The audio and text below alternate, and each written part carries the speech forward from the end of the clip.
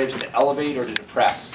So, you know, if these are the ribs, all right, we're appreciative that these ribs can kind of come up or they can come down, right? So if it comes up, there's more separation between this rib and the one below it, and if it goes down, there's less space between it.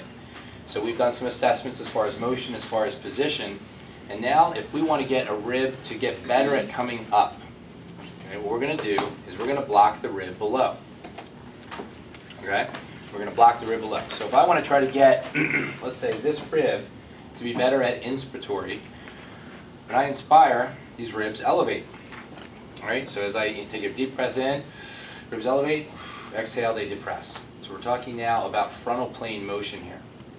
So I'm appreciative that these ribs are attached to the thoracic vertebrae. So if I get the thoracic vertebrae to side bend, and we also appreciate that that will also elevate and depress the ribs.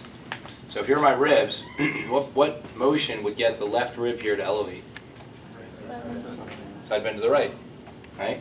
But we get that right rib, that left rib to depress. Side bend to the left, right? So I can use side bending of the thoracic spine as a way to kind of bias the rib. What I'm going to do is I'm going to use the rib below. So if I want to get this rib to move with this technique, where I want to try to get that rib to inspire, to elevate. I want to inspire that rib, right? I want to get that to elevate. I'm just going to kind of find a way to hold the one below it down. Okay, so I'm going to hold this one down, and as I'm holding it, I'm going to try to just move the ribs and see if I can get that to elevate by holding this rib down. Okay? We talked about it. It's hard to get underneath and pull that rib up. So instead of pushing it up directly, I'm just going to block the one below. And I'm going to use side bending as my kind of tool. So here I am. I have this patient. And what I'm going to do is I'm going to side bend them away from me. So as I side bend that person to the right, this left rib is elevating, right? So if that rib is elevating right there, I'm thinking about, okay, well, I'm elevating that, and I want that to come up, and I want to increase the separation between these two. So I'm going to hold this one down. So I'm holding this down as I elevate the one above it. So I'm using side bending. I'm using thoracic side bending to create elevation. If I wasn't holding here, they would all be up. They would all be elevating.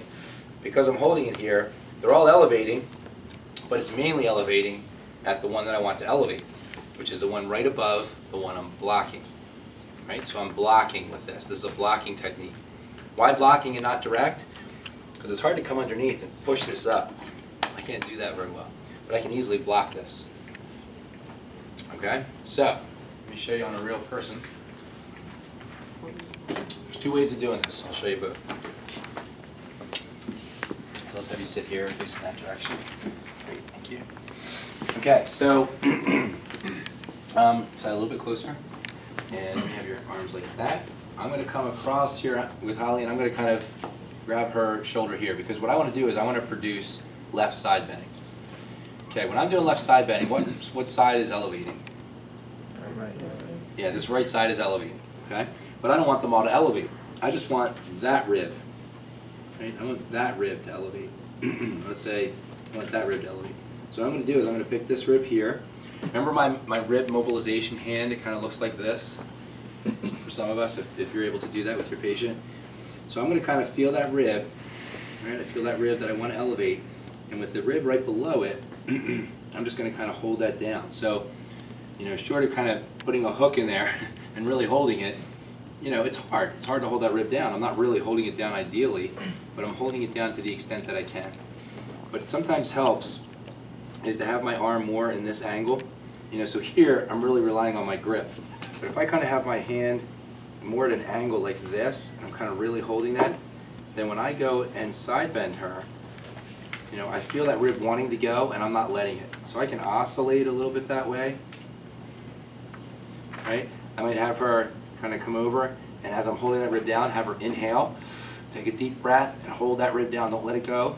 And then as she exhales, now I'm going to maybe push that rib down or maybe oscillate a little bit more.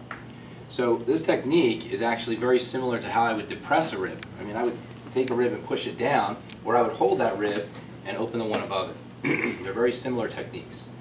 Okay.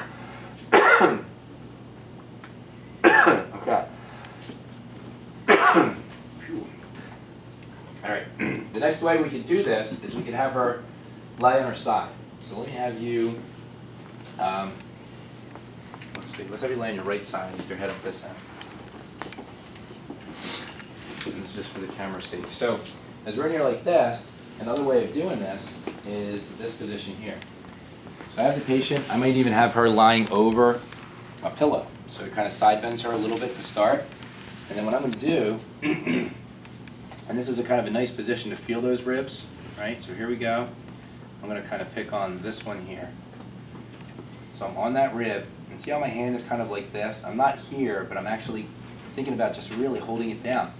You're talking about trying to get your fingers in the intercostal space. I mean, look how much space is there. It's very hard to do. We don't have a choice. I don't know a better way. Right? If I did, I would, try to, if I could get in there somehow and grab that, but it's hard to do. So I'm going to do the best I can to simply inhibit motion. Play with your hand position on the rib. Sometimes I come a little more anterior, sometimes I'm a little more lateral, sometimes a little more posterior. With her, I'm finding that I'm migrating toward coming a little more lateral. So I'm in here like this, I'm holding it down, and then through the scapula, I'm just kind of bending her further into right side bending. So I'm kind of taking the scapula and I'm taking the muscles essentially, and I'm pulling those upper ribs upward. I'm getting her to elevate. And I'm going to time that with her breathing. So I'll hold this down, and I'll say, okay, now have you go ahead and take a deep breath for me. So she takes a deep breath, I hold that down, and now exhale, and I bring it back. Really hold that down, lock that in, go ahead and take a deep breath. Do the best I can to restrict that, and then she exhales. So I'm really mobilizing the rib above the one where my hand is.